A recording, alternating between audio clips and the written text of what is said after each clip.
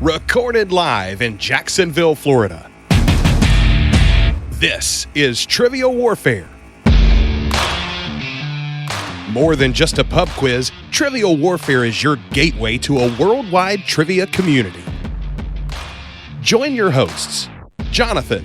We just described Ric Flair as Neanderthal Man and Planet of the Apes. Carmela. That would irritate the hell out. I'm like, I just want my groceries. My ice cream is melting. Ben. 4 halogens in that list? Oh my God. You're like, it's not the halogens. I'm like, no, Ben, no. Those damn halogens got me again. Aaron. I haven't started cooking more, but I have started thinking about cooking more, so I've looked at a lot of recipes for things. Mostly cocktails. Zahkia. I'm a very happy evil genius. Yeah. And Nick. For all the listeners out there, if you spend enough money, you can be where I am today. And the rest of the Trivia Warfare Army for another week of fun and games. Now here's your host, Jonathan Oakes. Hello, and welcome back to another episode of Trivia Warfare. We are the podcast that takes the pub quiz out of the pub and brings it home to you. My name is not Jonathan. This is Nikki coming to you for the Women's History Month episode, the annual episode. This is episode 576, and we are on the main feed, so thanks to all of you who are listening. And I am here today with Zahkia Mendoza. Hi, Nikki. One of my strong female co-hosts. Yeah. I am here with 3 wonderful guests. We've got Melody Courtney here today. Hi, Melody. Hello, how are you doing? Doing well. We are here with Tamara Fleishman. Hello, everyone. And we are here with Kenya Zarns. Hey there, how are you? Doing well. So we want to get to know each of you a little bit better today, and we have a new question that we have started doing. So I'm going to ask you who you are, where you're from, and tell me what makes you nerdy. So we're going to start with you, Melody. Who are you? What do you do? And what makes you nerdy? Well, I'm a teacher, so I think that answers both, covers both things. So I'm a teacher. I'm a teacher of the deaf and hard of hearing. I'm a reading specialist. And I also have my own business now, Faith and Literacy. So I'm always thinking about education and helping kids through adults and, to be better with their literacy. So I think that also makes me nerdy. I love the English language. I love learning about it. I love learning new things. So makes you a strong trivia player too. Yeah. Hopefully. Yeah. I don't know. And Tamara, tell us who you are, what you do, and what makes you nerdy. I am Tamara. I live in Orange County, California. I am an accountant, staff accountant, not tax accountant. So I'm busy every month, not just at tax time. What makes me nerdy? That's a good question. I'm really into gaming, like online gaming. But not like battle games or like the typical games, but things like Power Wash Simulator or House Flipper, where I'm like doing actual real world things in a game. That's amazing. Follow-up question. Are you a sim? Maybe. All right. And Kenya, you were just on the last episode, but once again, remind people if they are not on the Patreon feed, who are you, where are you from, and what makes you a big nerd? So my name's Kenya Zarns. I am originally born and raised in New Orleans, Louisiana, and by circumstances of life, I find myself in East Grand Forks, Minnesota, just outside of Grand Forks, North Dakota, which is about as far from the South as you can get. And what makes me nerdy, much like Tamara, I do love games. I love games and trivia. I play A lot of trivia. I write a lot of trivia. And then in terms of games, we currently have over 200 board games in our family room right now, which we purchased probably half of that. And then an equally nerdy friend just gave us almost 100 games about a year ago now. So yeah, we have a ton of games in there. And when we're not playing board games or trivia, we're playing games on the phone. I have played the types of games that Tamara plays, like mow the lawn, and you try to mow every part of the lawn.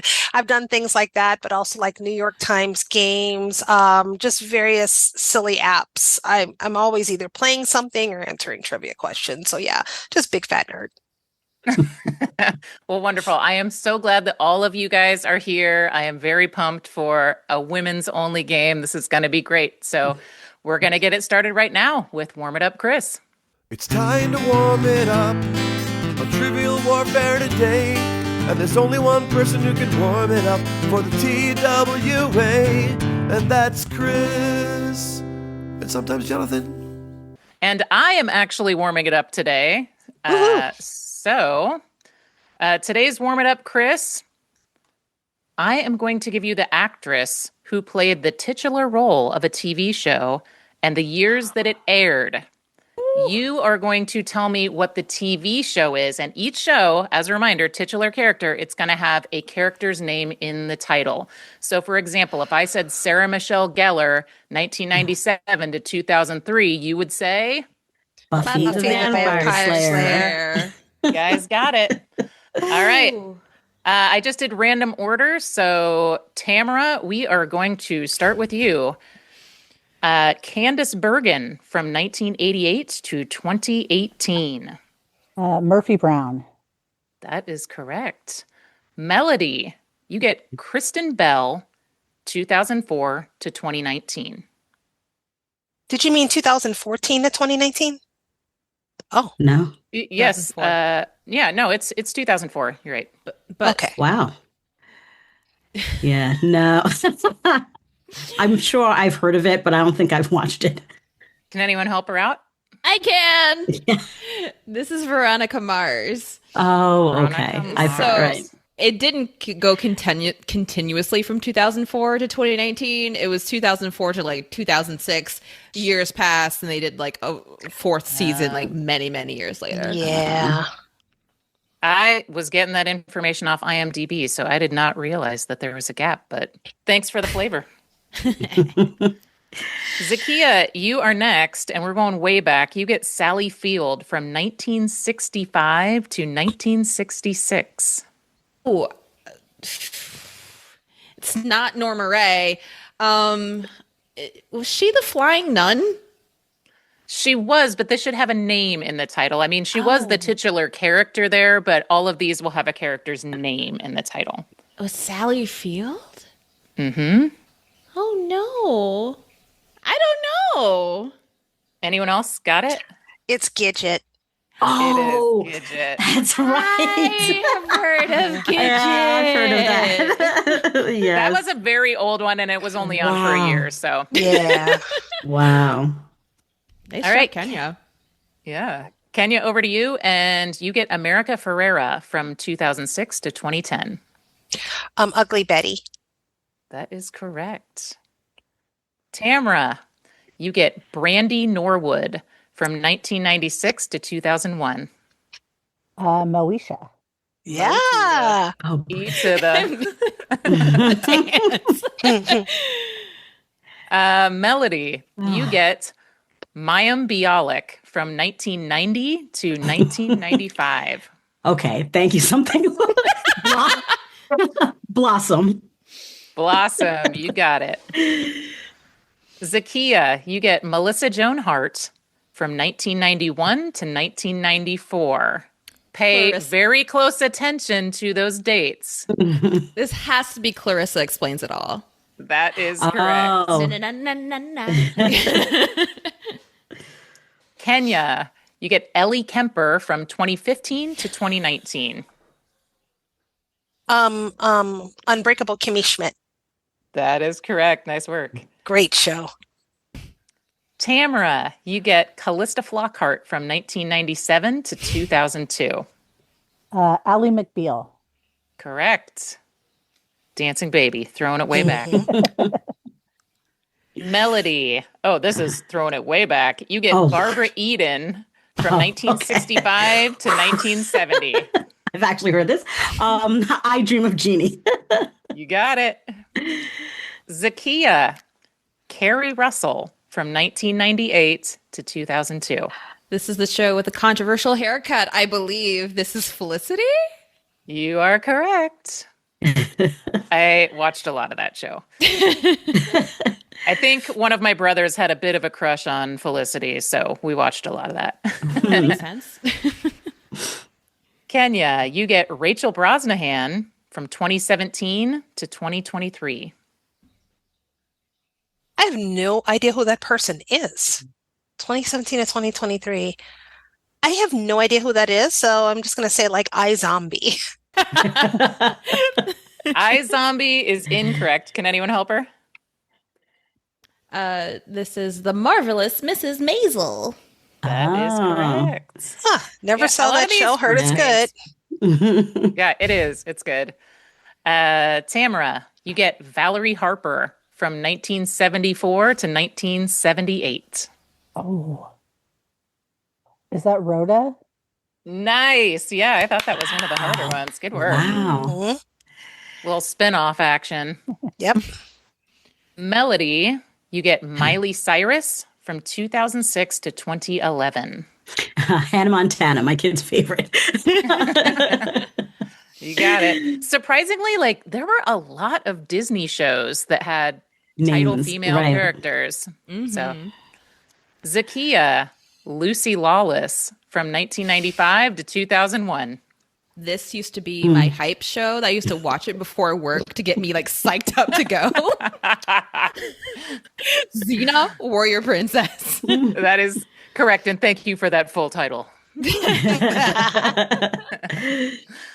Kenya, you get Kristen Ritter from 2015 to 2019. Kristen Ritter. Mm-hmm. That's weird. Like I know everyone else's answers, and I'm like, "What is this?" Kristen Ritter. I think this is one of the harder ones. Do you want a hint? Yes, I want a hint. This is a first and last name, and it's alliterative. I think I'm drawing blanks here. I don't know. All I can think of is a real life name like Parker Posey, but it's like it's not Parker Posey. Anyone else got it? I can, if no one else does. This is Jessica Jones. And just a little jump in here. I was like, wait a minute, that sounds familiar. I was on the set. I used to be a studio teacher on TV and movie sets. And I was actually on the set for the kids for that show. Wow. Oh my gosh. That sounds familiar. That's so cool. I honestly, I don't even really have a memory of this show. So got to meet David Tennant, Doctor Who. I'm a big Doctor Who fan, so that was like my highlight. That's cool. That was my highlight. I was wondering if anyone was going to say "Don't Trust the Bee" in Apartment 23 for that one. Like that is a title character, I suppose, but okay. All right, Tamara, we're back to you. This is our last time through. You get B. Arthur from 1972 to 1978. Maud. Correct. Nice work. One of the funniest bits ever was from Family Guy when they did like the intro to Maud. It was like the extended version, and it just went on and on about like all the women in history. And he's like, and then there's Maud, and then there's Maud. Come on. All right, Melody, you've got the most recent one, Jenna Ortega from 2022, and it's still airing today. So 2022 through the present. Okay, so that's be Wednesday. That is correct. Yes. Wednesday. Zahkia, you get Soleil Moon Frye from 1984 to 1988. Punky Brewster. Punky Brewster. That was the show. I love that show. I love the show. I love the song. It was great. All right, we're finishing it out with Kenya. You get Hilary Duff from 2001 to 2004. Oh my God. Oh my God, I'm picturing the show. I'm picturing like Robert Carradine, who just died, who's her dad on the show. Oh my God, what's the name of that show?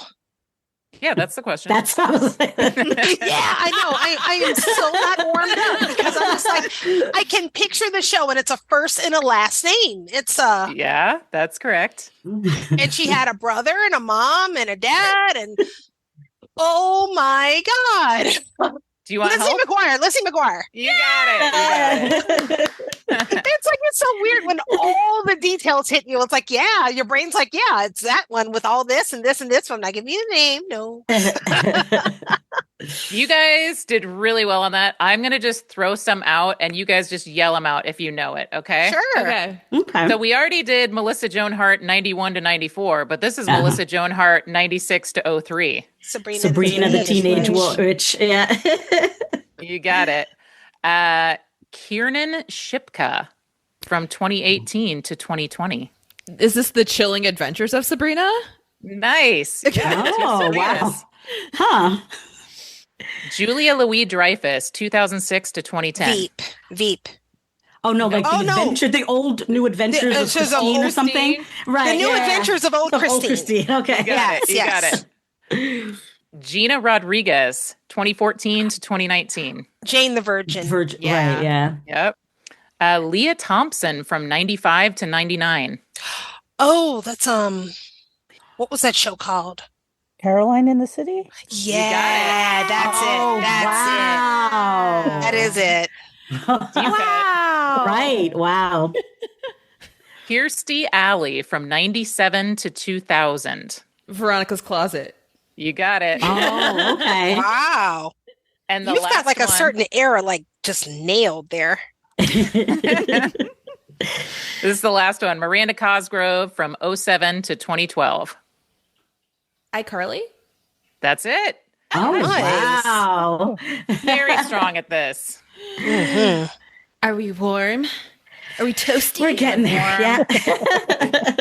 I just came in from the cold, but I'm getting there. All right, this is episode 576. We are on the main feed today, and we've got Kenya and Melody versus Zahkia and Tamara. And it is time to play the game.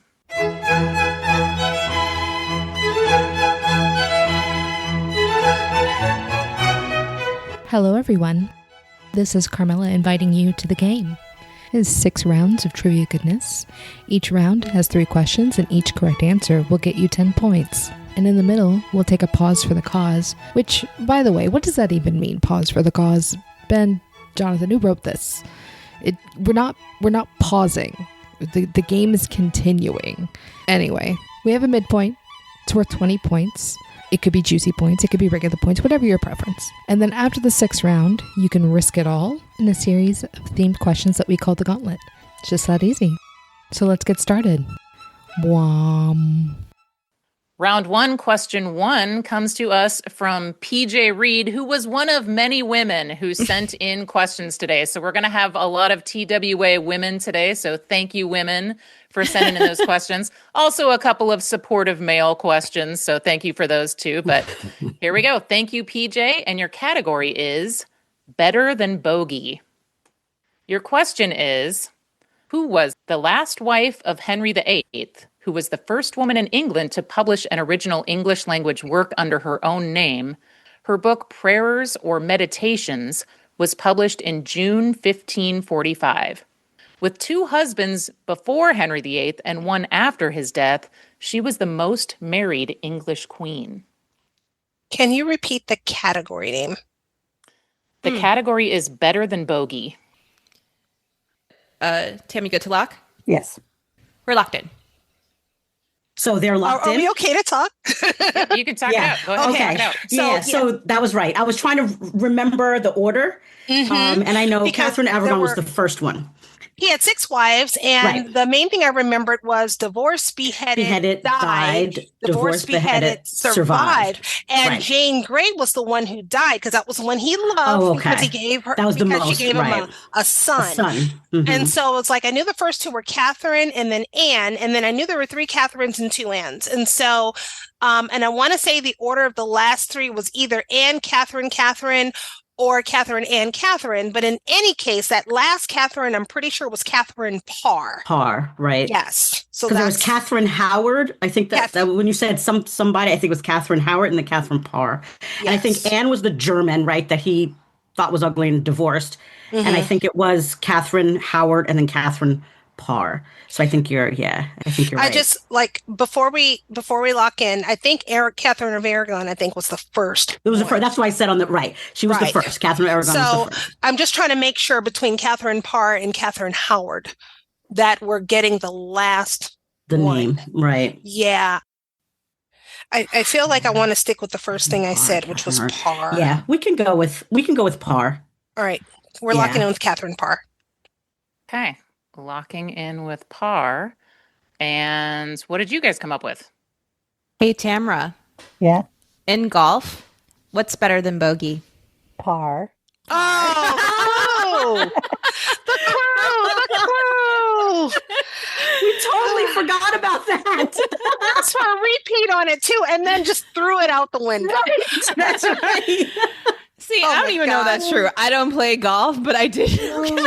Wow. Okay. So next time we have to think about the clues. I wrote down the clue to don't forget. I did too. I said better than bogey, and then I put next to it Lauren. And I was like, that's not right. I was like, that's not one of the wives. Oh my God! If we would have changed it, I would have been so mad. But of course, we don't know it's right yet. So let's see. Both teams locking in with Parr, and both teams are correct. Nice job, Catherine Parr. And this reminds me that we need to see, or I need to see 6, because I haven't seen 6 yet. So good. Okay, round 1, question 2 comes to us from Nikki Bates. Thanks, me. Thanks, Nikki. Thanks, Nikki. And your category is art. Art. What is the alliterative title of the most famous photograph by Dorothea Lange, depicting the titular woman with a baby in her lap and 2 young children burying their faces into her? It was taken at a pea pickers camp during the Great Depression era Dust Bowl.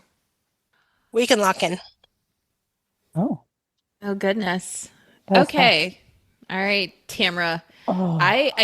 I know this photo. I don't know what it's called because I know what the woman looks like. She's got dark hair and she's kind of looking off to the side, and there's 2 children.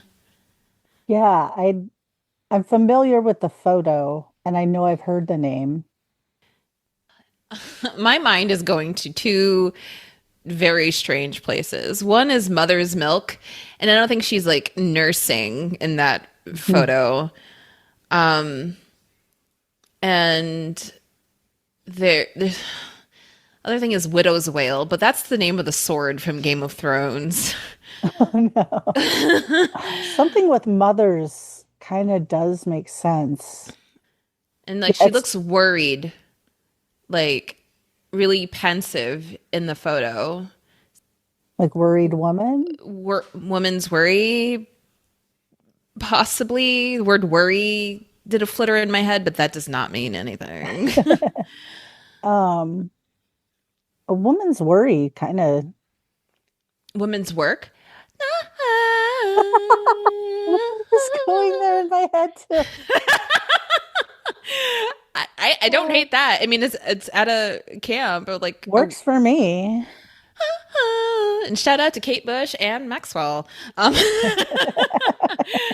a pin on that, and just in case we can't come up with anything better. I would go with either woman's worry or woman's work. Let's toss one to Kate Bush, and she gets the points if we get it wrong. There we go. Let's do. We're not locking Kate Bush. Well, you are right at time. So Women's work. Okay. Women's work. Locking in with women's work. Kendra and Melody, you guys got this pretty quickly. What did you It's guys Kenya. It's Kenya. So yeah, you guys definitely, mother was correct. It was pinging in your brain for a reason. Mother is the second word in the title. It's migrant mother. Okay. Kenya is right. It is migrant mother. Nice job on that. Yay! Kenya. All right. Round 1, question 3 comes to us from 2 people, actually, because 2 people sent me the same question. Wow. Oh. One of them was actually a coworker that I was like, hey, give me some good women's history questions. And another one was Tracy Snelson. So thank you to Tracy Snelson and my coworker, Brandy Weber, for this question. Thank you. Yeah. Thank you. Your category is U.S. history. Nellie Taylor Ross made history as the first female governor in the United States when she was elected in 1924 to serve as governor of what state, aptly nicknamed the Equality State? Okay, we're locked in. my partner a little bit more reluctantly so. All right. I wonder if we're having similar thoughts. So, Tamara, you came up with some good stuff.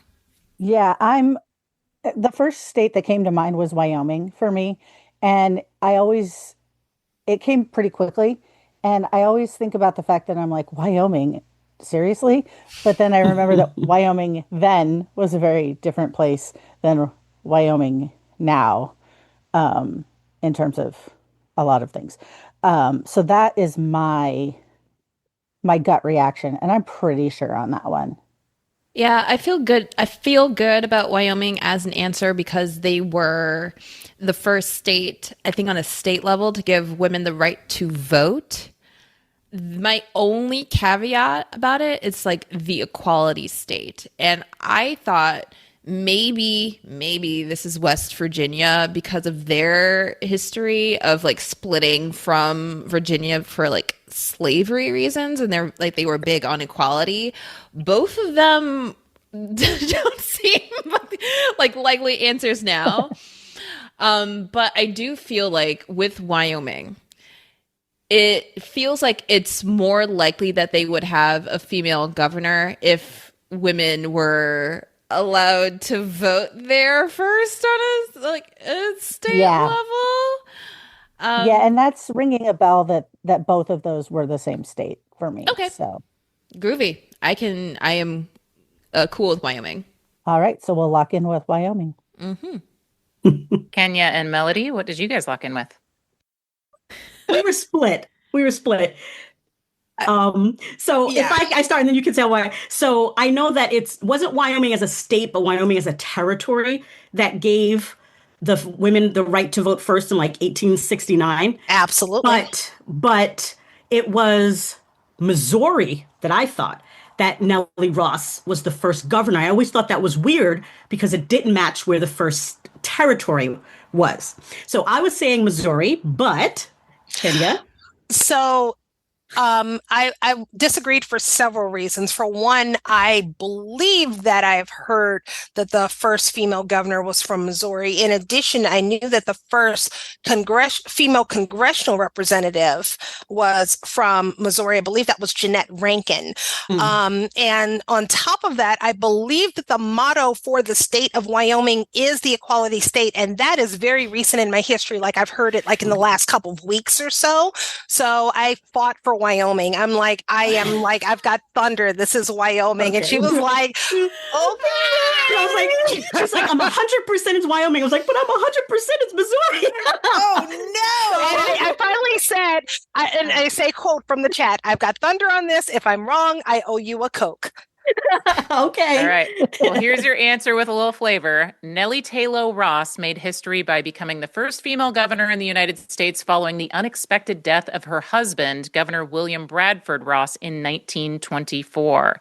She was initially reluctant, but Democratic leaders encouraged her to run for the remainder of her husband's term after his passing. and she won the election on November 4th, 1924, capitalizing on the sympathy of voters in Wyoming. Oh. Good. Okay.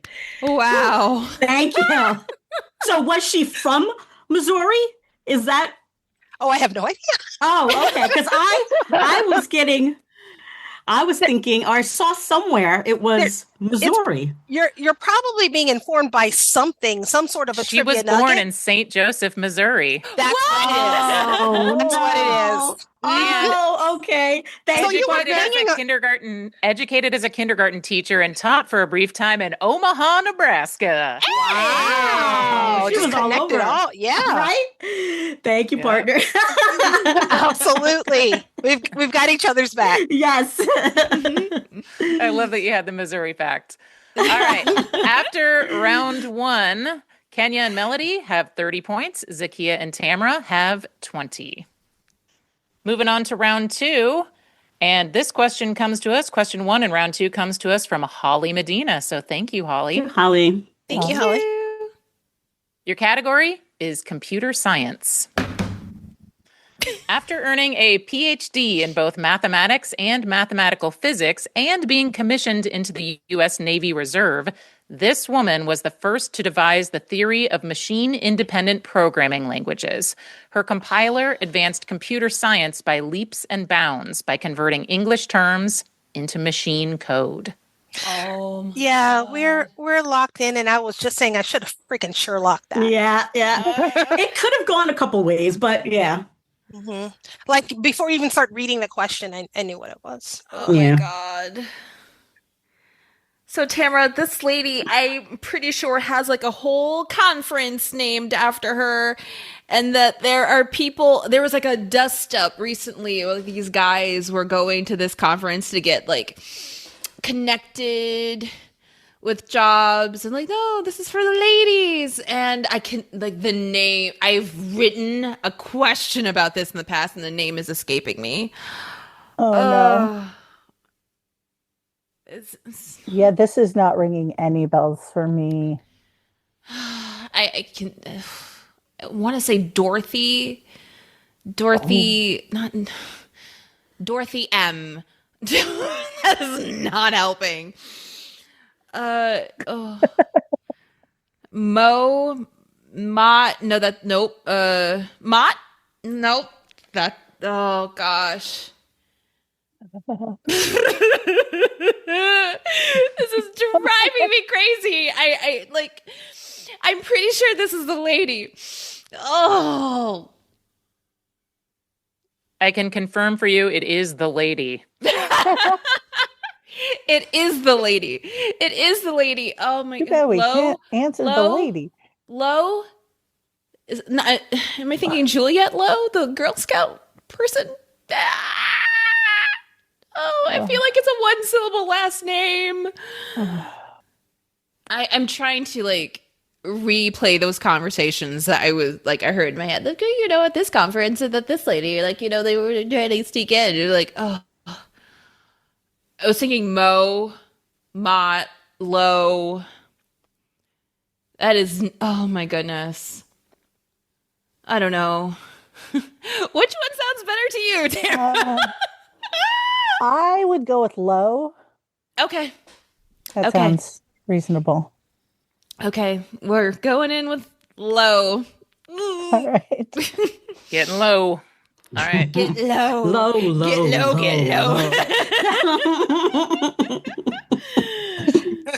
Kenya and Melody. Did you guys have different answers? we both came up real quickly. I knew she was a rear admiral, right? And then She was a rear admiral, and I believe that she created was it Cobalt or was it Fortran? I believe it was Cobalt, like Yeah, but rear admiral, correct? Grace Hopper. Yes, Grace Hopper. That's the name. They tried to get into Grace Hopper. The boys tried to sneak into Grace Hopper. No. Well, I don't know if they tried to sneak into Grace Hopper. So.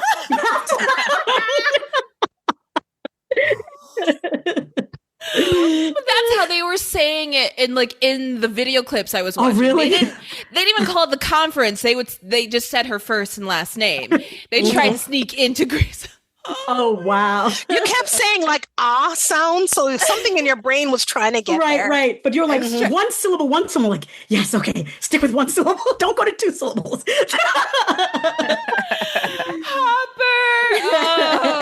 Oh. Well, as Zakia's reaction would suggest, the correct answer is Hopper. Grace Hopper. Nice work. Yay! Absolutely correct. Good job to you. I can't even be mad. All right. Round 2, question 2 comes to us from Tracy Snelson. And Tracy sent a bunch of great questions. So thank you, Tracy, for your help on this. Thanks, Tracy. Thank you, Tracy.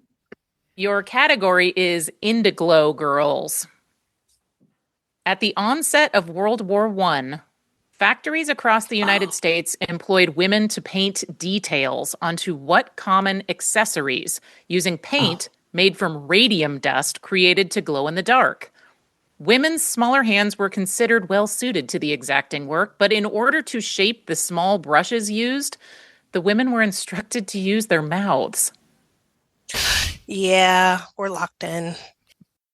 So, Tamara. Yes. In the past year, Dana's read the book Radium Girls. He read it. Oh, wait, did we lock in? Yeah.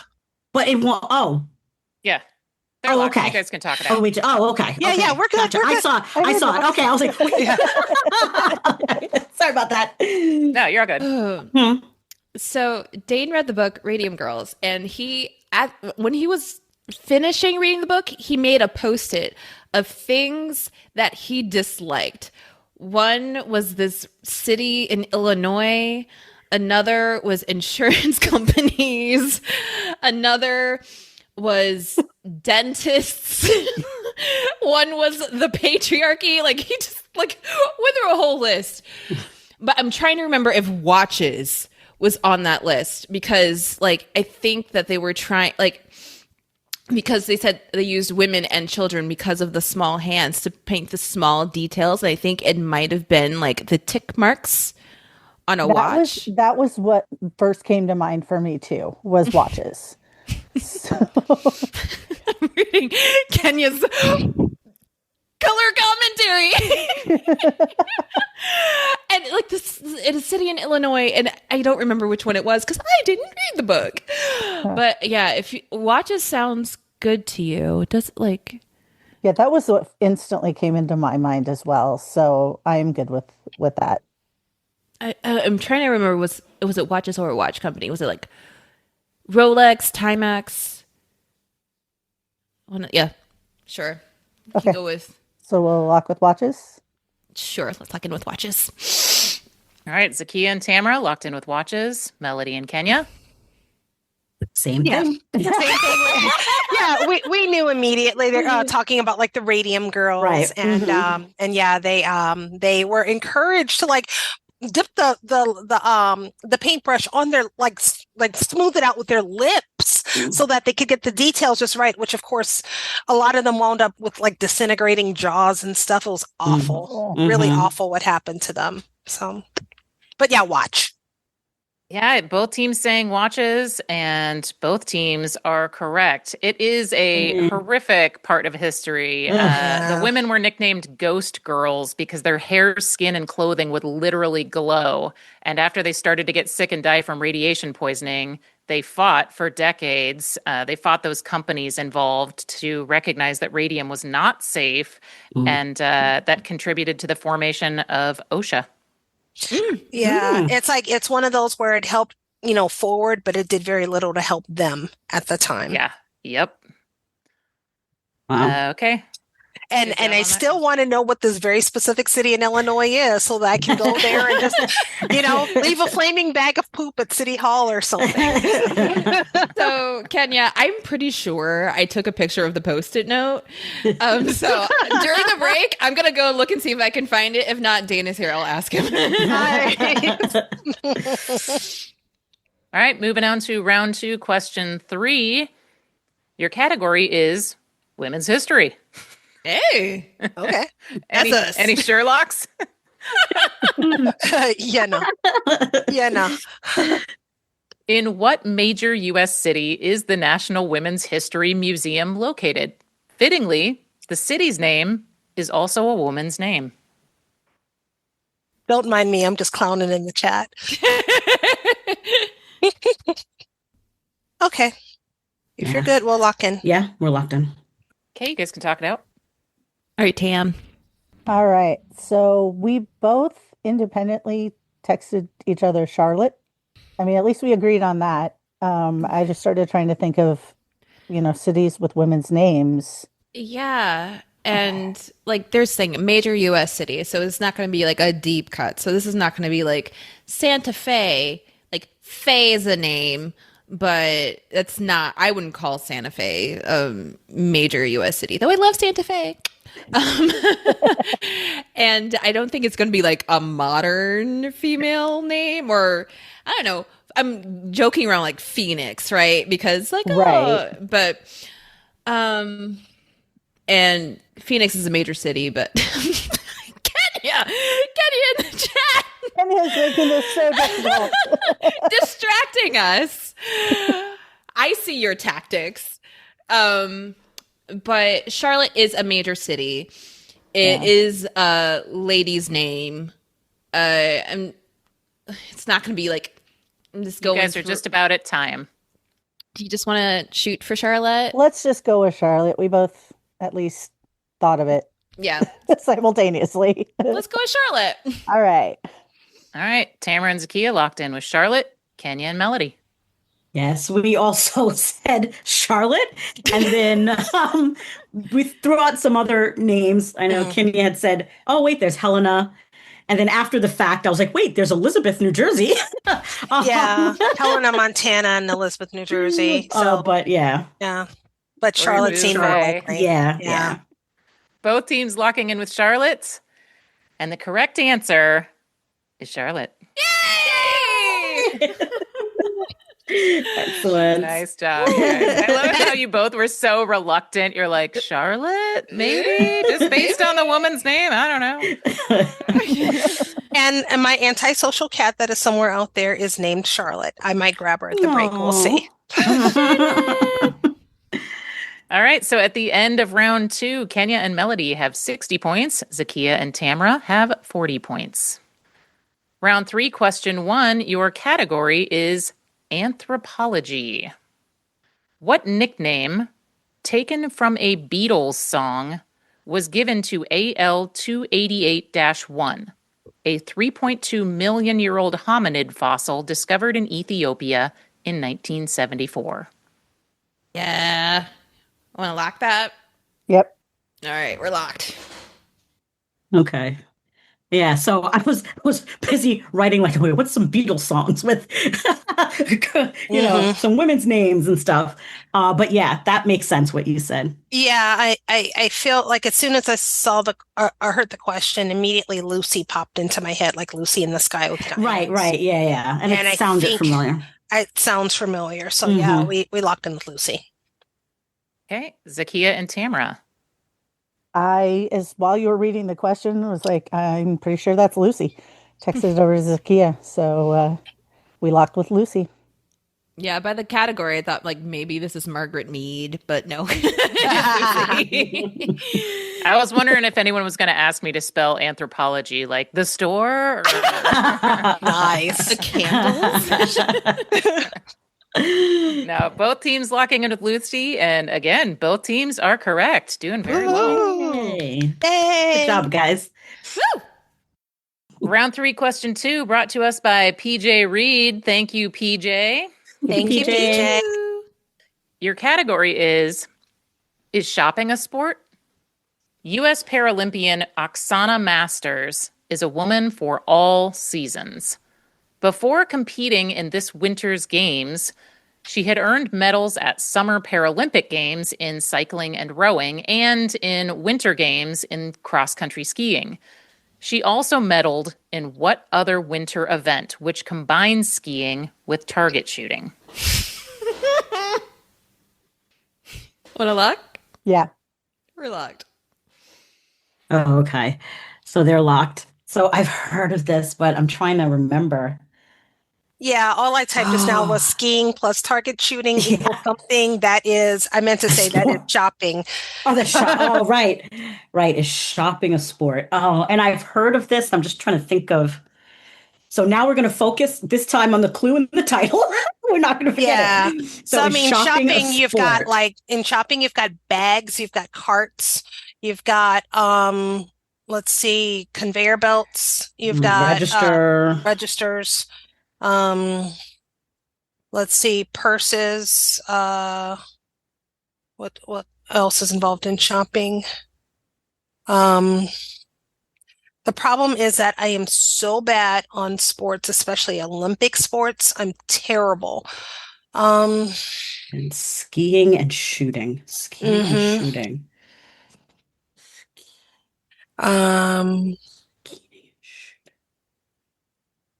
Yeah, what do you call those things? No, I'm so sorry because I'm like, no. And I know I've heard this before, not necessarily connected to this woman, but I've heard that sport with the skiing and target shooting. And I just can't think of it. And I'm trying to connect it to shopping. Retail doesn't help. Credit card. Ski bag. Ski bag. Cart. Shoot belts. Shoot. Okay. It's not going to come to me. All right. Let's see. Shopping. Store.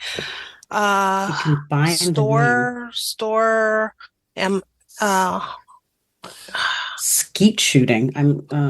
Skeet. No. Skeet. Ski target shooting. I want to suss this out. I just can't. I'm going to buy. I'm going to purchase. I'm going to go to the store and shop. I think I keep coming back to bag. The bag, right? Yeah. Yeah. Ski bagging, snow bagging, bag and shoot. Can I phone a friend? Wow. I think we're about to blow the perfect game. I'm so sorry. Oh, no. Yeah. So what do you want to say? Something with bag. Yeah. I really, really, really need to learn my Olympic sports. That's my kryptonite in trivia. I don't know.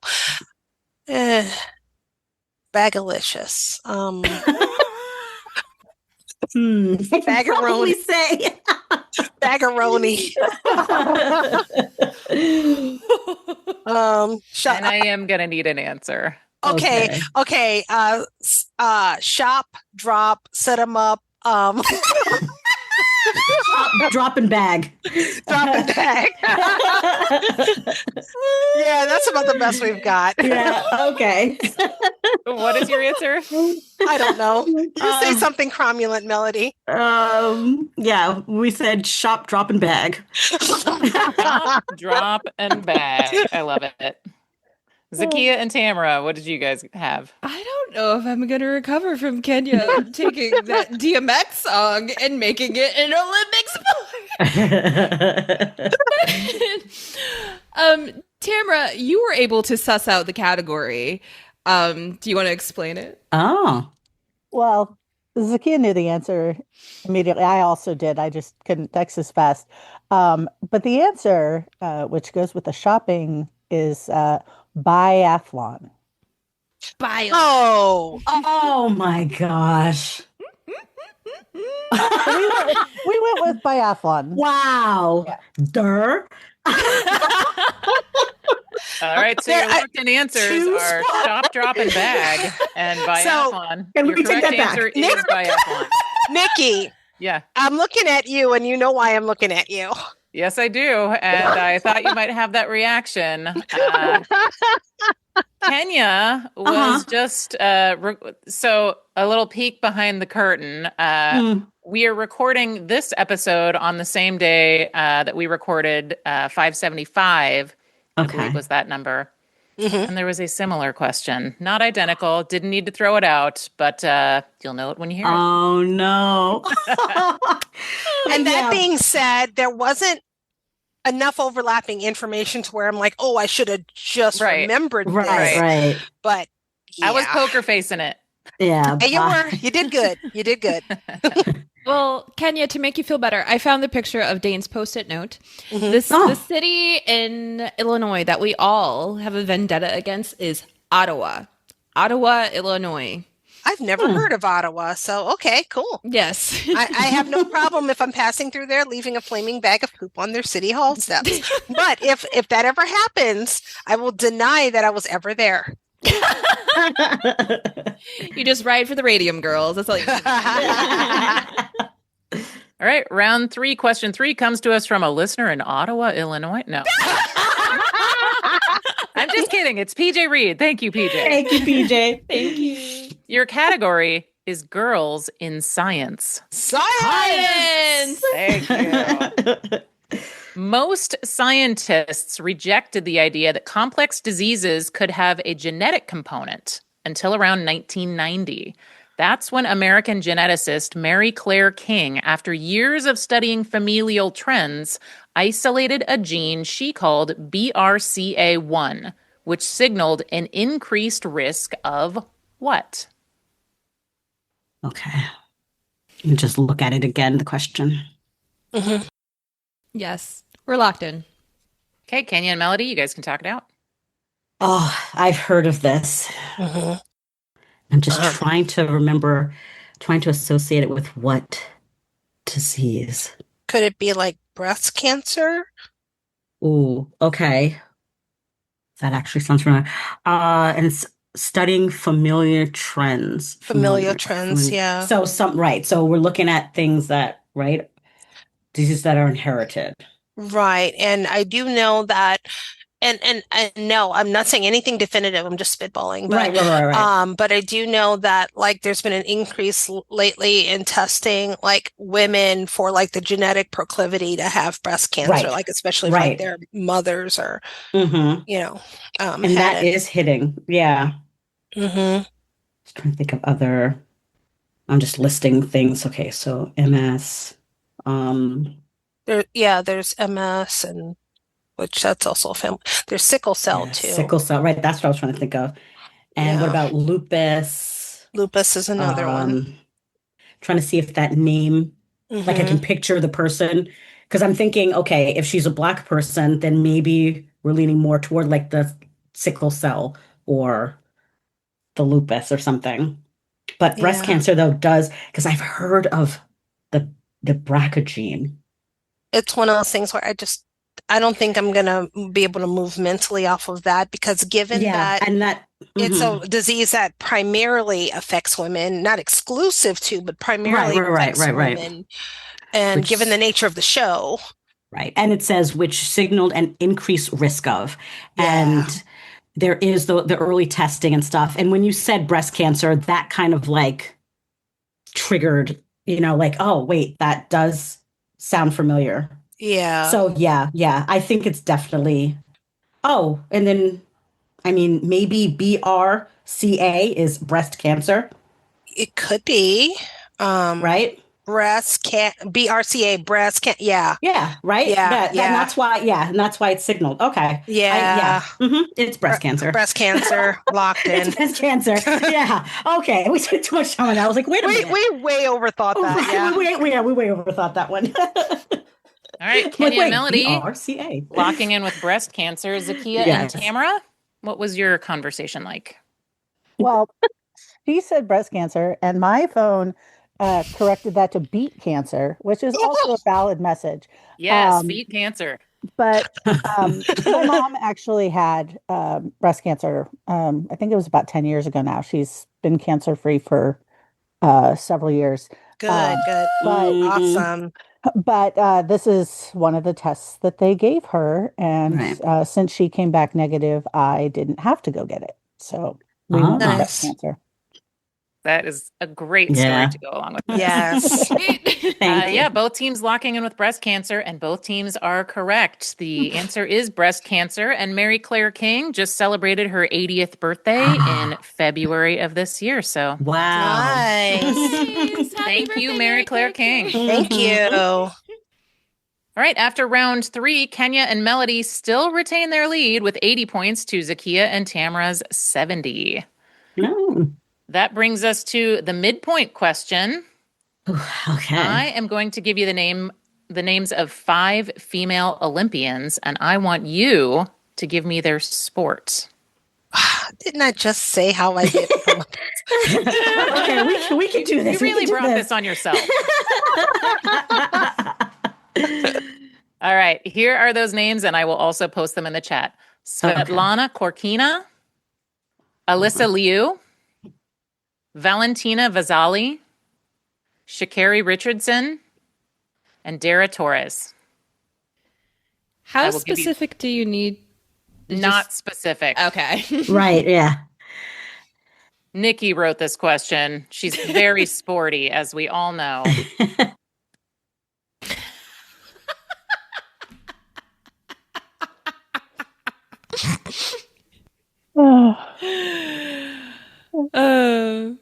Okay, so we're locked. Lock emoji. Okay, Kenya and Melody, you can talk it out for the rest of the time. Okay.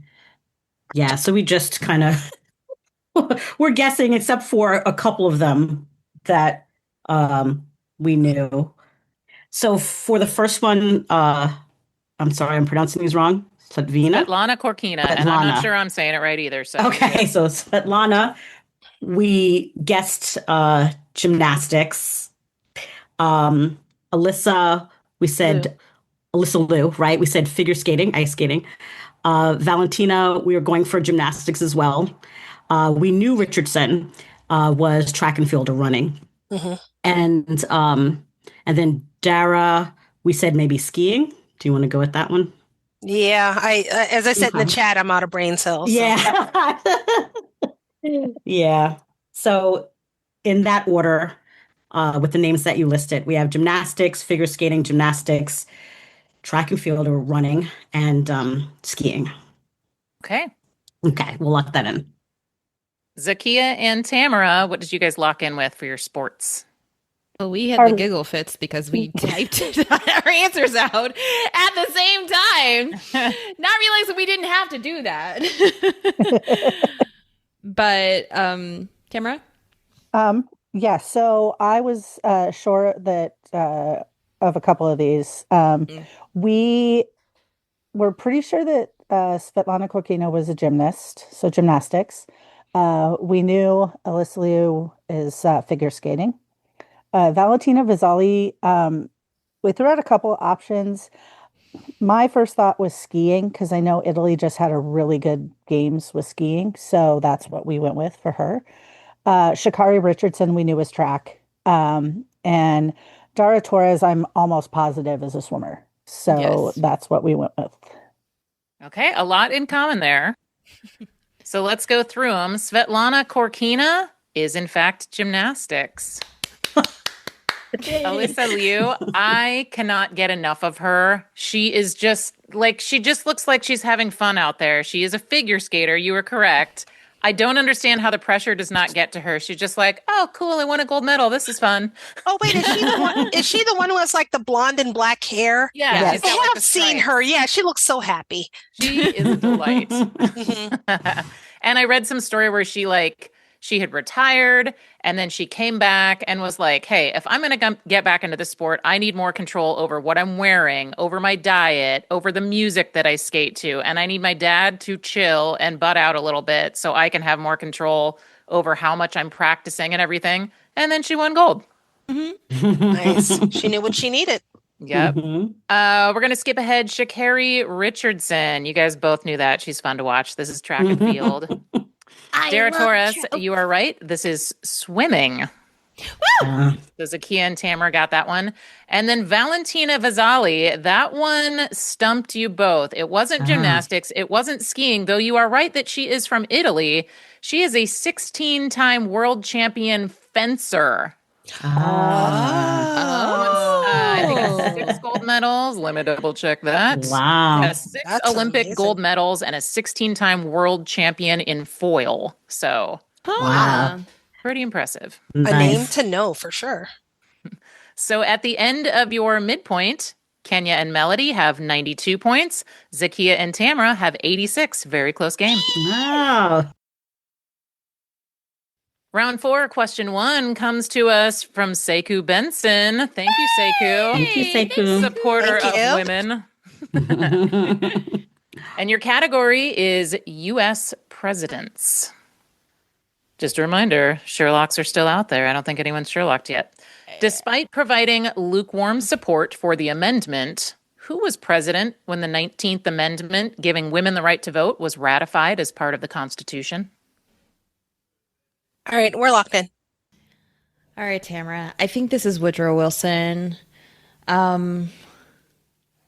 Ratified in 1920. 1920? 1919? Sometime around World War One. Yeah. It's sometime around right before the Flapper Age and right around World War One, and that's Wilson time. And he was, a piece of work. How do you feel about that? I'm okay with that. I'm terrible about the timeline of presidents.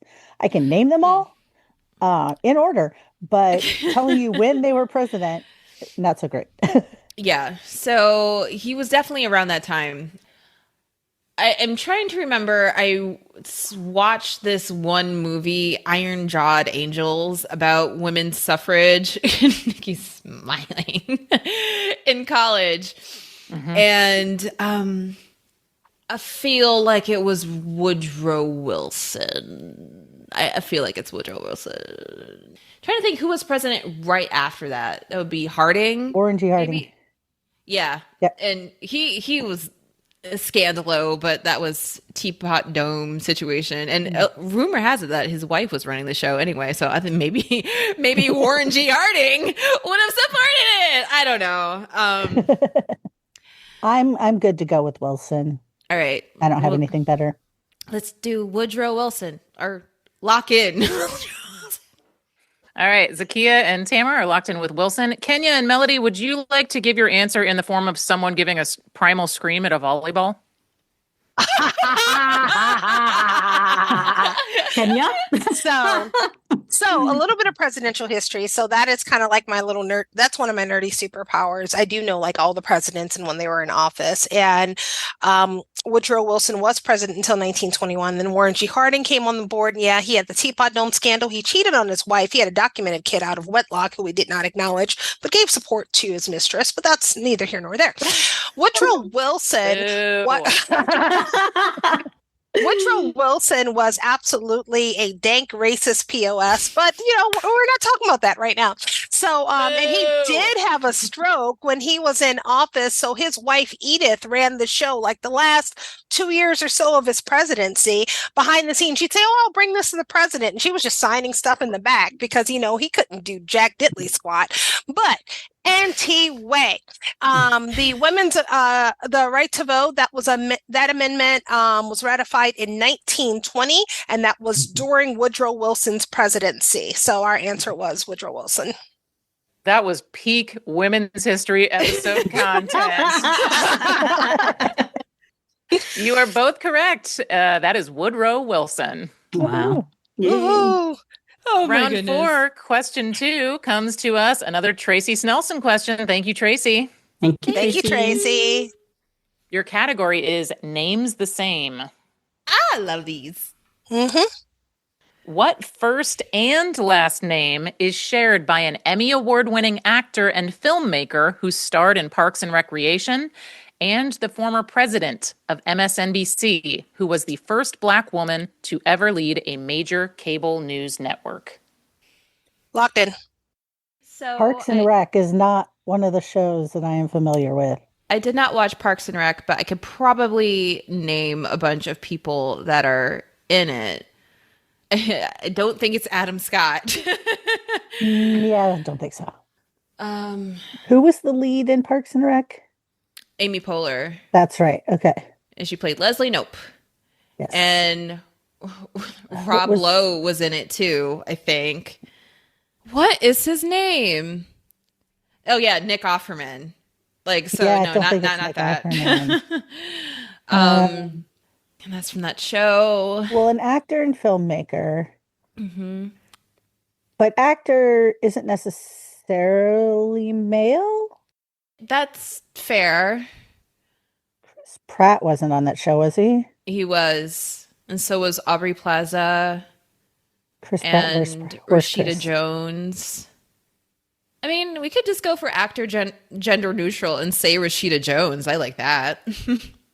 Yeah. I'm good with that. Yeah. All right. There we go. Saying Rashida Jones. All right. locked in Amazing, with amazing woman, whether it's right or wrong. Yeah, she's great. Locked in with Rashida Jones and Melody and Kenya. Uh-oh. I think it's insane that y'all think that there's like another like Rashida Jones on the planet. Why not? Especially one that would like head up like MSNBC. But in fact, she did step down. I think it was like last year. It's absolutely Rashida Jones. Freaking Polder Jonathan. Yeah, no. I've witnessed it with my own eyes. Oh my gosh. I was hoping they would do like an Aubrey Plaza. Right, you're like Chris Pratt. I was like, yeah, go for that. Yeah. Fun fact, Chris Pratt was discovered in Hawaii by Radon Chong. Yeah, he was a surfer. Yeah. And she's like, you. Oh, I didn't know that. But wow. Well, here's a little flavor about both Rashidas. The actor is the daughter of Quincy Jones and shares a son with Ezra Koenig, the lead singer of Vampire Weekend, whose name I may have butchered. She's the sister of, is it Kadeda Jones? Tupac Shakur's girlfriend at the time that he died. Yep. She has starred in a variety of shows and movies, as well as created and produced quite a few, but is most memorable to Tracy, who wrote the question, as Ann Perkins in Park and Recreation. The television executive stepped down in January 2025 and has since joined the board of trustees at Hampton University. Great question. Nice. Wow. And I just Tracy said sending the flavor.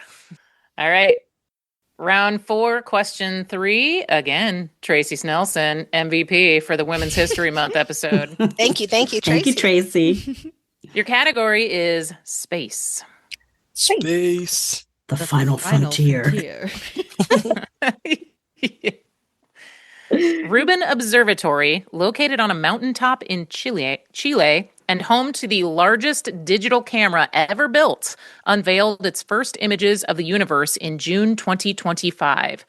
The facility is named for Vera Rubin, an American astronomer whose observations provided the first convincing evidence of the existence of what substance, which makes up more than 80% of everything in the universe.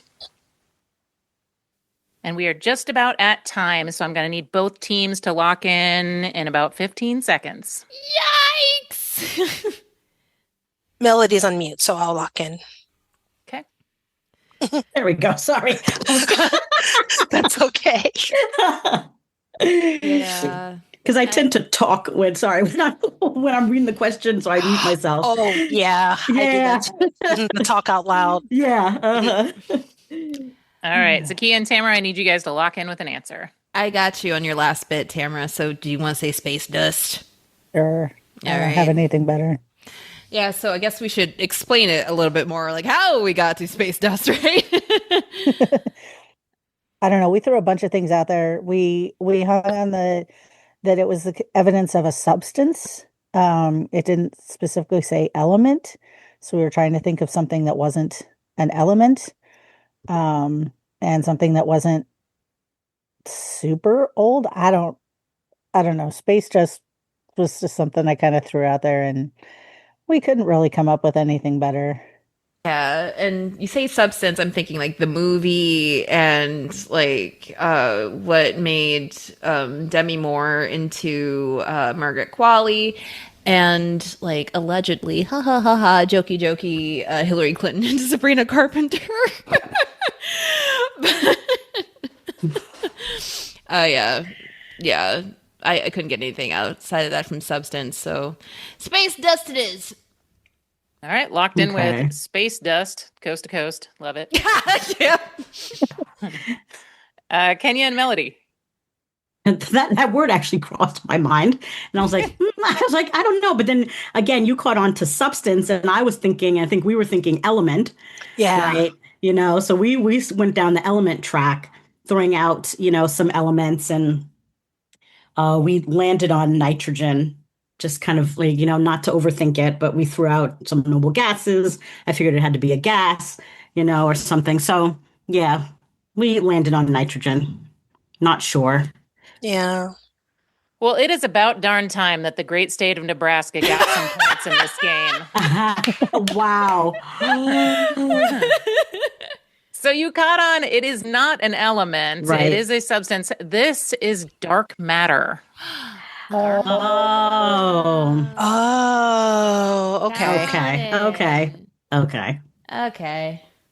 Close Fair. all around it, but dark matter. So there you go. Tracy also sent a bunch of links that I will post when the spoiler thread comes out. And she says, please skim the sources. There's just so much cool stuff. She was incredible. So look forward to learning about Vera Rubin. Yeah. At the end of round 4, Kenya and Melody have 112. Zahkia and Tamara have 106. Keeps getting closer. Yep. They're just Round inching 5. up on us. Yep. Evenly matched. Round 5, question 1. Another question from PJ Reed. Thank you, PJ. Thank you, PJ. Another one who sent me a lot and some amazing questions. Your category is, well, it rains a lot there. Hearing no Sherlocks, here is your question. Oh, okay. Wait, hold on. Do we want to attempt the Sherlock? I mean, we'll let the question play. Okay, well, we'll just listen to the question. Okay. For what professional hockey team does gold medal winning U.S. Olympic team captain Hillary Knight play? I need both the city and the team for this. Yes. Lock. Okay, you guys can talk it out. Okay, I'm just going through. And you said you want the city, and the team. And the team name. Oh, wow. Okay. What was her name? Yeah, it's in the chat, Knight. like Hillary Knight. So the problem is that I don't really know like women's hockey, and that's no slight on women's hockey because I don't watch men's hockey either. And I'm in a city that's all about that, but yeah. Yeah, so Seattle, you were saying. Oh yeah, because when she said it rains a lot there, that made me think Seattle right off the bat. Right. And I don't know. I think Kraken is their soccer team. I don't know what the hockey team would be. And I know that I just saw something pop up on my TikTok with a picture. Were they just on like Saturday Night Live or something? Or they were on somewhere, and they made the joke about inviting the men, having them in there too. And I'm trying to picture their shirt. I mean, that is quite possible considering, like, the slight that they got and the aftermath that came from that, because they played admirably and beat Canada, which is a powerhouse, but but none of that is going to help us get the team name unless I don't know. Maybe it's hiding in your brain somewhere. Like if we can do a quick hypnosis, maybe we can pull it I'm out trying of to there. picture that picture. Yeah. Picture the shirts they're wearing. Seattle. You're not helping, Zahkia. Let's see. Seattle. I don't know if I ever had this knowledge. That's the problem. Yeah. I think we're just kind of beating a dead horse here, Yeah, which is a terrible because I'm not expression. gonna, but I'm not gonna, think of. So come up with something good. Seattle, something alliterative that sounds like, hockey and cool. Seattle. Right. You want to just go with slammers?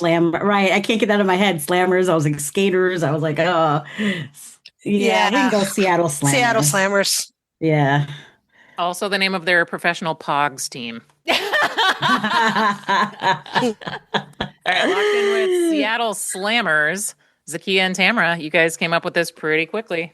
Well, I'm an ice hockey mom. Both my kids play hockey goalie. And if they found out that I missed this question, I'd probably be in trouble.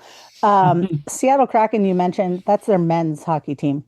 But their women's hockey team is the Seattle Torrent. Oh. Yeah, I would never. Well, it rains a lot there. Torrential downpours. You are correct. It is the Seattle Torrent, and don't feel too bad for not knowing it because they're pretty new. They began play in the 2025-2026 season, as did the Vancouver Golden Eyes, and those are the PWHL's first two expansion teams. Oh, okay. If we would have Sherlock just Seattle. Right, yeah. I'm glad you didn't waste it on that. Yeah. Round 5, question 2. Your category is, but do you actually play? I'm too chicken to Sherlock, but I love your delivery, Nikki. These are fun. Thank you. Women have long faced harassment and abuse in online spaces. In 2014 and 2015, developers Zoe Quinn and Brianna Wu, along with media critic Anita Sarkeesian, were targeted in a coordinated online harassment campaign known by what alliterative name? It led to the introduction of the Online Safety Modernization Act of 2017. I have so many unfortunate meow meows on this right now. Oh, no. Yeah. But also, yay? Meow meow. Zahkia, you've seen the famous Debbie Downer sketch, right? Yes. That reminded me when you're like, meow, meow. We're locked in, so yeah. Yeah, you guys can talk it out. Online harassment campaign. That was alliterative. Yeah, so I know I don't know this. The only thing that I do know in connection with video games is that one thing that's popular is swatting. When basically people weaponize the police or other authorities to go to someone's home, usually claiming some sort of a false threat. Someone's being held hostage, someone's doing this or whatever, and they send it to the house of somebody they don't like online to essentially harass them and cause trouble. But this, I don't know if this is that. I don't know if this is limited to just online harassment or other actions were taken, and it certainly doesn't get to what the name of it was. And unfortunately, I don't know if I've heard of this specific event. Were targeted in a coordinated online harassment campaign. Mm-hmm. So these were the people that were harassing them that basically came up with that name, I'm assuming. No. Not the people harassing. Oh, okay. I'm thinking this is just a term that was used to refer to what they were doing, referring to the actions that were taken or what was being done to them. Gotcha. Oh, okay. Honestly, though, all that said, I don't have anything. I'm sorry. Yeah, because I'm not that into online spaces and stuff. Do you want me to just come up with something? Yeah. Sure. SWAT and sisters. right. Oh no. Locking in with the swatting sisters, continuing the alliteration from Seattle Slammers. Oh All right. no. Zahkia and Tamara, again, you had this pretty quickly. What Yeah. did you guys come to an answer? Yeah, I am kind of chronically online, kind of yes and no. But I was really, really online in the mid 2010s, and Anita Sarkeesian had a YouTube channel, so I definitely followed her stuff. And when I had Twitter, I followed Brianna Wu because she had very, very interesting takes on technology and privacy and the internet. And I didn't really put those two together until much later when I found out they were both called out in Gamergate. And Gamergate is a very unfortunate part of, I would say, American history. It is tied to like red pill and incel culture. It's a whole thing. But yes, Wow. a shout out to Anita and I guess every other lady that was affected by that. But yeah, Gamergate's the answer. Your correct answer is Gamergate. And I also have a little bit of a personal tie here. I actually got to meet Brianna Wu. Wow. So yeah, in the same room where I met Ava DuVernay. So what? Video at a conference, and I was scared to talk to them because I felt like I'm behind the scenes. I should not be like fraternizing, and now I'm kicking myself like, oh, I had a chance to talk to Ava DuVernay and I did it. Wow. But Oh my goodness. anyway, And I do remember hearing the term Gamergate, but I never learned what it was about. So now I know. Wow. yeah, it was. I think at least two of them had to move. It was not great. Oh That's wow. awful. I've never heard of that. Wow. All right, round 5, question 3 comes to us from another ally. This is Adam Susan. Thank you, Adam. Thank you, Adam. And your category is Meredith Vieira is a national treasure, but not the answer to this question. Okay, your question is, who became the first woman to win the Daytime Emmy for Outstanding Game Show Host for emceeing Just Men? She was a well-known game show panelist, married to a game show host, and known for myriad other wonderful things. Okay, we agree. Locked in. Yep. Mm-hmm. Holy buckets. Nope, I just pasted the last question. For posterity, I'm going to get you the current question in just a moment. But at least one team didn't even need it. I would like to say I could have Sherlocked that, but no, I didn't know where you were But going. not from right. Yeah. Yep. Okay. All So they're locked, right. right? Yeah, they're locked. And My thought, I didn't know the show Just Men, but when she said well-known game show panelist, I immediately thought of Betty White, and I know she was married to, I think it was Alan Ludden was his name. I just happened to be doing game show quizzes on Sporkle yesterday, and this came up. That's the only reason I remember his actual name. And obviously, she's a national treasure. So I was pretty sure that this was Betty White. I can go with that. That sounds good to me. And of course, she's a national treasure. So She is you know. absolutely a national treasure. Yeah, we can So go Betty White. we'll lock in with Betty White. Yeah. Okay, Kenya and Melody? Betty White. I thought you were about to give like a bunch of color commentary, and you were just like, Betty White. I said, you know what? Heck. And you got the name. She was married to Alan Ludden. Right. Yeah. She was asked at one point about remarrying because her husband had passed like a while before, Yes, and her right. response was something like, why try the rest when you've had the best, or something like that. And yeah, she was known for being on like Match Game and like a lots of- Password, and Mhm. and absolute national treasure. So 100% Betty White. Yeah. Both teams said Betty White. Both teams got it right. It is Betty White. Yay! And I kind of love that this is like the women's game. It's all about women. And this is a woman question. The answer is a woman, but the game show was just men. Yep. All right. So at the end of round 5, we have had a lead change. Yep. Zahkia yeah, and two. Tamara, you guys now lead with 136 to Kenya and Melody's 122. Oh, wow. Yeah, Okay. we missed 3 in a row, and that hurt us. Yep. Yeah. All right. We are going into round 6, which is our final round where you will be able to Sherlock. So please keep that in mind. Yep. Round 6, question 1 is a before and after, and I would like to clarify that homophones are allowed. Sure. Before and after, and we're playing a little loosey-goosey. Okay. Homophones are allowed. Zahkia, you got this. You should Sherlock. Kenya, you want me to Sherlock a homophone?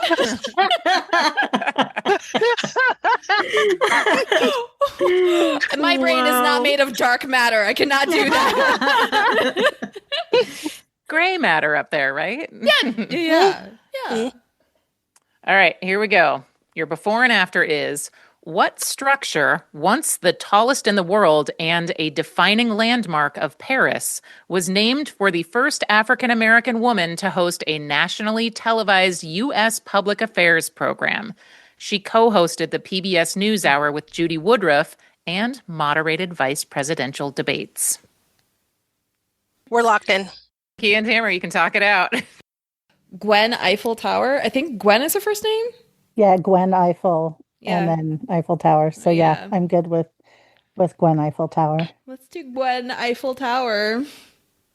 All right, locking in with Gwen Eiffel Tower. And Kenya and Melody? Just said the exact same thing. Gwen Eiffel Tower. I think she passed away, didn't she? She did. Yeah. Yeah. So yeah, but that was our answer. I was a little bit enamored because when we were in Washington, D.C. for SporkleCon, I believe that's where she had moderated the debate, if I'm not mistaken, was in that ballroom. And so I was in the bathroom like, did Gwen Eiffel use this toilet maybe? Like, am I in the presence of greatness? That's when you're standing a little too hard. That is I love PBS NewsHour, all right? That is a way more positive association with at least the ballroom, because when I told my sister where SporkleCon was in DC, she's like, "Oh, that's the Reagan assassination place." Ooh, yep. So Oh, I'm like, wow. okay, like, thanks, sissy. But, yeah. Well, both teams are correct, and you guys both got that very quickly. It is the Gwen Eiffel Tower, a fictional before and after place that I made up. Round 6, question 2. Your category is famous groups. Here is your question. Minnie Jean Brown, Elizabeth Eckford, Thelma Mothershed, Melba Patillo, Gloria Ray, and Carlotta Walls, and 3 of their male classmates were members of what pioneering group in 1957? Ooh. Oh. Let's see. Melody, I have no idea what you're talking about. Oh, sorry. Okay. I don't type very fast, so I'm trying to. I'm sorry. I think I'm hearing like a stream of consciousness. Like, what is that? You guys can talk it out now because the other team just locked in. So you guys Okay. put you out of your misery and you can talk it out. Yes. I was just counting let's see. Okay. That's 9. There's 6 of them. Wait, Okay. 1, 2, so it was 3, like 4, 5, so 6, it was 7, a 8, number. 9. Wait, there was not. Wait. There's 9. 1, 2, oh, plus 3 others. Okay. Yeah. Yeah, but it was like it was like the Arizona plus a number, right? That's why I was like counting. It was like a name of either a city or a state plus the number. And it was like the group that first went into a white school. Oh, the Little Rock 9. Right, the Little Rock Nine. This There whole we time go. I thought we were talking about a music group. That's No, why I was like, no. That's sorry. Yeah, no. I'm thinking like a singing group, like 1957. Okay, like It's like the Arizona. Right, it's a Little Rock Nine. Right. Yes. I was like, Memphis, no, Arizona. Sorry, I was confusing you. I'm so glad you got a chance to talk because otherwise I would have been still staring. Like, what kind of style of music is this? I love the honesty. You're like, I have no idea what you're talking about. The group that went into the white school, right? So it's the Little Rock Nine. The Little Rock Nine, yeah. Yeah, locked in. All right, locked in with Little Rock Nine and Zahkia and Tamara. Oh my god! When you were reading all of these names, each one of them sounded more and more familiar. And I think Elizabeth Eckford might have a drunk history. Yeah, about her. What? With Amanda Stenberg playing her. I think it's Elizabeth Eckford. The Little Rock Nine absolutely has a drunk history. I will be watching that very soon after we end this recording. But yeah. All these names ran familiar to me, and I'm like, yeah. And then I was doing the counting. I'm like, oh yeah. 9. Was it 5? No, 6. Yeah, I had to count a couple of times because his names are kind of long, and like, are those 6 names or 5? But yeah. Your answer is the Little Rock Nine. All right, we are down to the final question before the gauntlet, and this one comes to us from our beloved Lauren Robinson. Thank you, Lauren. Oh, thank you, Lauren. Your category is The Fresh Princess. It's our last chance, y'all. Yeah. Do you want to? Why don't you guys both just message me your guess? We're okay. We're Sherlocking that. Oh wait, you can't give me another option now. Sorry. Okay. Yes. Go with the second one. I had to send her something. I'm sorry. I would need to know what the deliberation of Sherlock is going to be. We had no time. Okay. Both Sherlocks, or should I say She-locks? She-lock. She-lock. Women's episode. The She-locks. Okay, your question in The Fresh Princess is, before becoming one of WWE's most dominant modern champions, which superstar competed in track and field and earned a degree in bioengineering, later branding herself the EST of WWE? You guys have 1 minute remaining. And you guys are at time. All right. We're good with an answer. All right, Melody, there's nothing.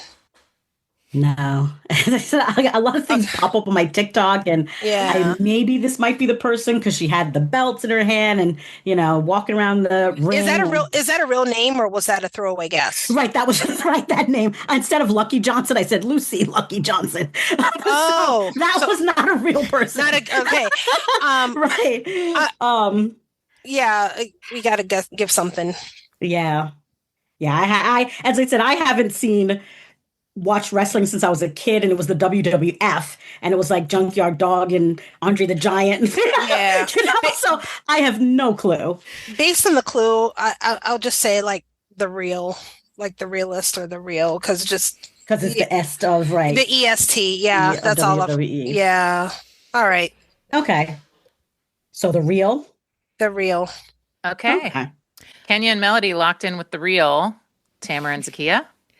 So, this was a struggle because I told Tamara, I know nothing about the WWE at all. And it seems like so many trivia people know stuff about the WWE and I don't.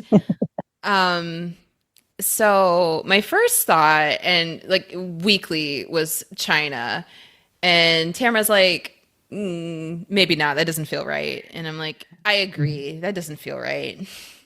But then I remembered Sasha Banks, who is a wrestler. I don't think she goes by that name anymore, though. But Banks is the last name of the family on The Fresh Prince. So I felt like maybe that's worth something. maybe. And Sounded good to what I me. know, right? I think to me, she's best known for being like related to Snoop Dogg. Like she's like his cousin or something.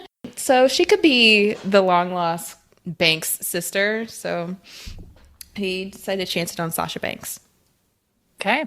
Wow. So we have The Real and Sasha Banks. Does anyone want to share what your Sherlocked answers were based on The Fresh Princess? Mm-hmm. Ours was Tatiana M. Ali, who is an actress. So Ashley. So yeah, we were going back and forth between Tatiana Ali and Jada Pinkett, and we went with Jada Pinkett. Wow. I regret similar to trains of inform thought. you. Yeah. I regret to inform you that none of those answers are correct. The Fresh Princess, I'm sorry if I led you astray, although I do love the logic with Banks. It is That was good. Bianca Belair. Oh, I didn't even know that someone with that name existed. I feel like I've heard that name recently and just did not. Well, yeah, I read it like a couple minutes ago. I thought y'all were spot on with Sasha Banks. When you said that, I was Right, like, I thought so too. It. Yeah, I was like, we great forgot logic. about the title again. So, like, No, I thought that was such a great that guess. was good. Yeah. All right, so at the end of round 6, and this has been a close game, Kenya and Melody have 142. Zahkia and Tamara have 156. Wow. Okay. In the chat, 142 to 156. You're going to use that for your wagers. I need both of you to send me your wager for the gauntlet, and the theme is, what are you made of? Okay, both teams have their wagers locked in. Here we go with the gauntlet. The category is, what are you made of? Question 1. Sweet Sue and her Society Syncopators is a fictional all-female band featured in the film Some Like It Hot. Who is the band's vocalist and ukulele player, played by Marilyn Monroe? We're locked in. We're locked in. Question 2. 5 became 1 to create what best-selling girl group of all time? Okay, locked in. We're locked in as well. And your final question in the gauntlet. During fieldwork in 1983, geologist Janet King identified what is considered the world's oldest known rock in a formation near Yellowknife, Canada. Formed when iron and magnesium-rich rocks, such as granite, are transformed by heat and pressure, what type of banded metamorphic rock is this? Okay, we're locked in. Okay. So I'm going to add this to, study like rocks to my list of things I have to study after this. It's been a while. I gotta go. All this. I gotta go kick rocks when this is over. Just don't do it in flip flops. Oh Lord. Yeah. All right. I feel like we want to. I want to. So you want to lock that in with your answer? Yes. Okay. Yes. All right, we're going to go back through the answers. Let's start with the second one because I feel like you guys were both really quick on this one. 5 became 1 to create what best-selling girl group of all time? Kenya and Melody, what did you guys put? I don't know what's going on with your light, but you look very strange right now. I was like, is she going to murder us? I know. It's like she's like all of a sudden wearing some weird light mask. I'm like, what just happened to Nikki? Don't worry, I haven't been licking any brushes. This is just... Sorry. I'm looking very radioactive. Oh my God. You really are. I'm sorry. Let's start with... let's start with Kenya and Melody. So what did you guys put for the best-selling girl group of all time? Melody had this down. Yeah, so immediately when you said 5 became 1, I thought of their song, it's like 2 become 1, and I immediately thought of the Spice Girls, because there were 5. So we both said the Spice Girls. Okay. Zahkia and Tamara, what did you guys put? I mean, we literally messaged each other Spice Girls. So, I did the same thing with the 5 become 1. But yeah, we locked in with Spice Girls. I become one. All right. Let's do the last one. During field work, geologist Janet King identified what rock, the oldest rock on Earth. Zahkia and Tamara, what did you guys put? Well, we had kind of, should we mention we'd kind of figured out from the round title. And so we had spice, and we had a hunch on the first one. So we decided that this was probably something nice. And so we went with nice. It's pronounced that way, but doesn't look that way. Yeah, Gneiss. Yep. Okay. Locking in with nice. Kenya and Melody, what did you guys put for the rock? My thoughts with the theme were like spice, and then I was thinking like different types of spice, so like salt, and so I thought of basalt. Okay, and that's basalt. Where we went with. Mm-hmm. Both good guesses. And the Marilyn Monroe role in Some Like It Hot. Kenya and Melody, what did you guys put for this one? So it just came down to the question where it was like Sweet Sue and her Society Syncopators. It's like, who's the band's vocalist? Well, we're like, Sweet Sue. Well, like, generally, the band's named after, in the name. Right. It's like one of those questions like, David has, David's parents have 3 kids named, rock, paper, and what? And it's like, David, Yeah. So we just said Sweet Sue because we're like, we can't go wrong there. Right.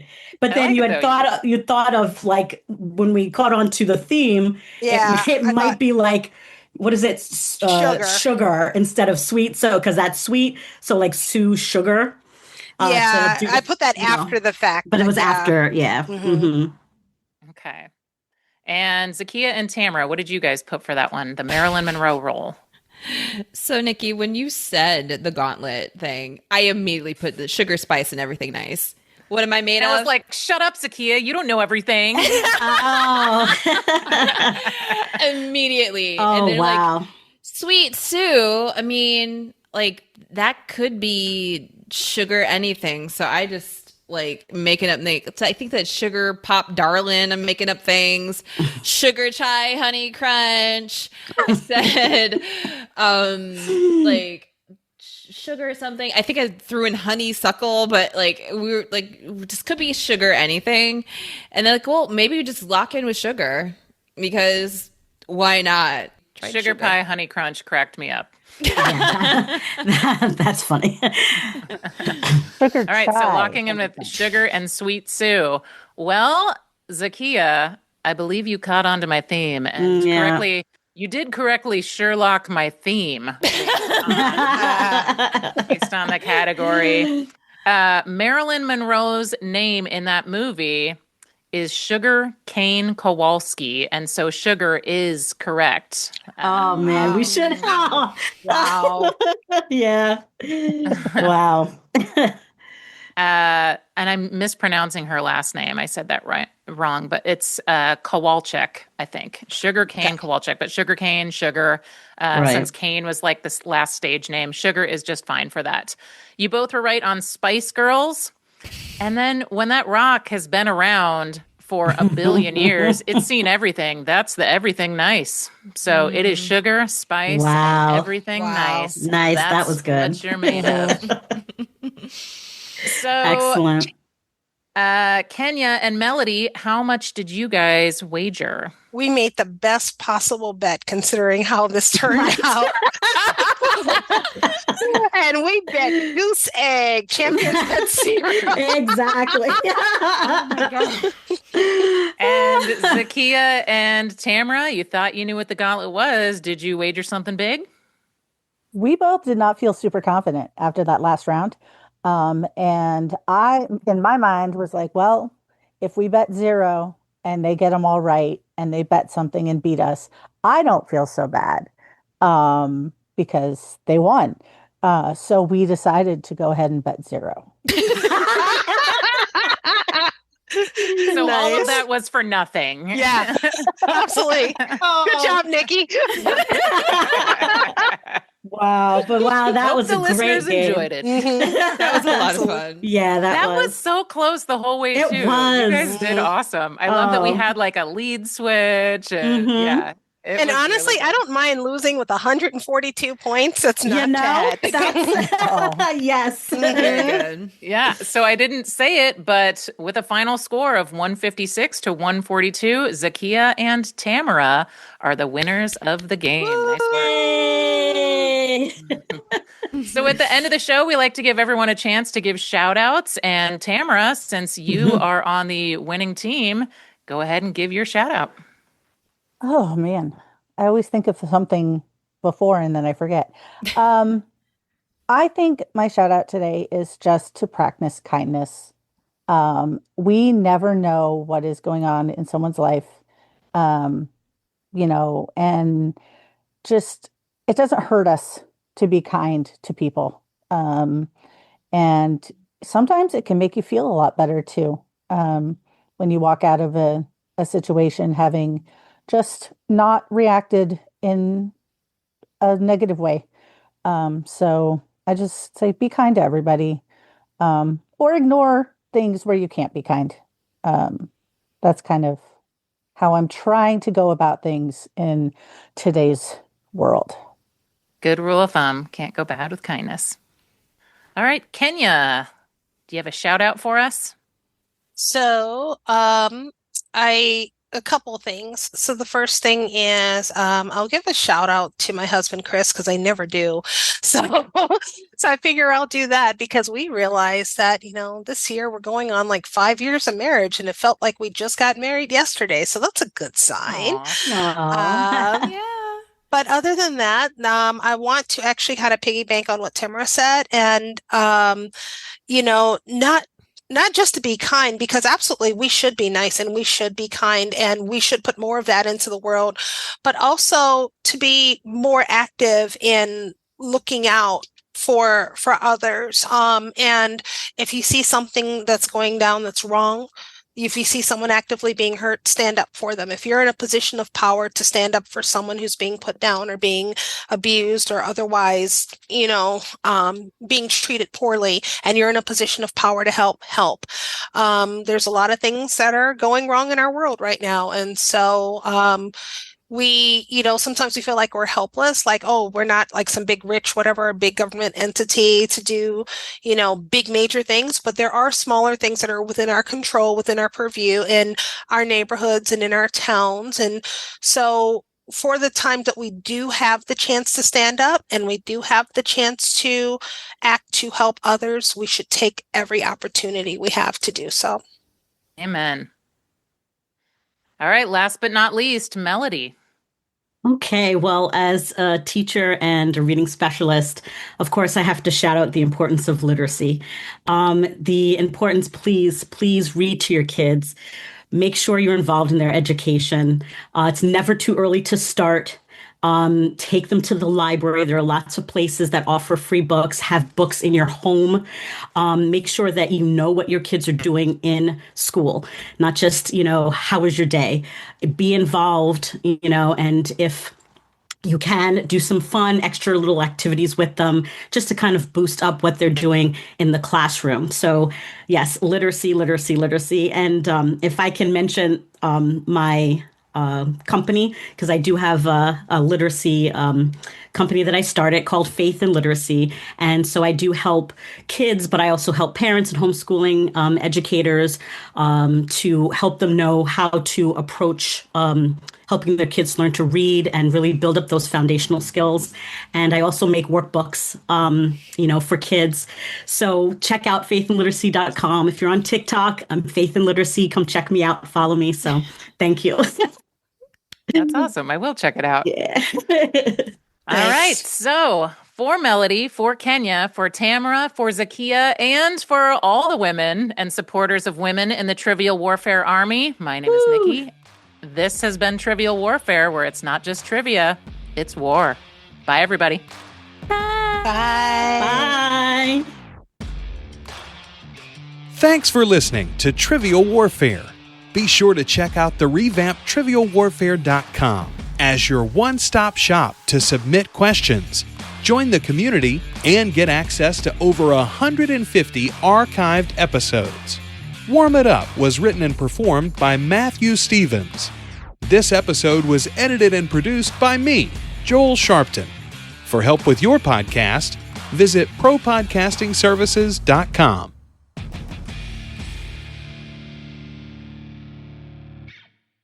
Before you disappear, Jonathan, the YouTube stream is auto-transcribing, which I don't think it normally does. So I don't know if you care whether it does or not, but I'm just letting you know that it's happening. I don't mind that it does, because why not? I don't know how it's doing that. It's never done that in the past, and I didn't do anything different. But super cool. Now there's closed captioning for our live streams. Hey, it's a new feature. I'm not sure I do have your phone number, so Facebook message that to me. And otherwise, you said main feed? You have talked to me on my telephone. Oh, yeah. Maybe it's more in there. than I don't once. know. Nikki, I have his number too, so it's okay. I can get you. Who are you? I don't know. We used to be friends, Nikki. We used to talk on the phone. Sorry, just getting into the groove. Get into the groove, boy. You got to prove your love to me. Yeah. Okay, cool. So you're locking in with, before I say what I'm going to say. We locked in with Little Rock 9. So you are 100% correct. Yeah, there was a Drunk History episode. It was Elizabeth Eckford. Now that I finally clicked on me that we're not talking about musical groups, now I can parse it properly. She was the one who kind of got separated. And there's that video of her. She's wearing the dark glasses. She's kind of got a fro. And people are just throwing stuff at her and just jeering at her. And she's walking by herself and holding her books like that. And Drunk History, oh my God, they did such a, it might have been Amber Ruffin. I'm not sure. But it was, it was one of those where she's like, you know, like doing the drunk thing going, I'm just trying to study, and these people, you've got to see it. It's great. It's great. You are right. Do you know why she got separated? No. I don't remember why she got separated. Most of the Little Rock Nine were like middle class, but she came from a pretty poor family and they didn't have a phone. So they were not notified when everyone else, when Daisy Bates and the NAACP and everyone were notifying them that like, hey, there's going to be big crowds there and everything. And here's the plan. They couldn't get a hold of them because they didn't own a phone. Oh, no. Elizabeth Eckford, I got so excited when you said that there is a Drunk History, not only because I love that show, but also she has long been just like a hero of mine. And I just finished reading her book to my kids. And I was like, oh, I got to use this in the women's episode. So, yeah. Definitely. Nice. I can attest it exists. Look it up. It's great. Okay. I'm just trying to be a good player. You are very good. You communicated very well. Now I want a sticker. Well, as a teacher, I have it around here somewhere.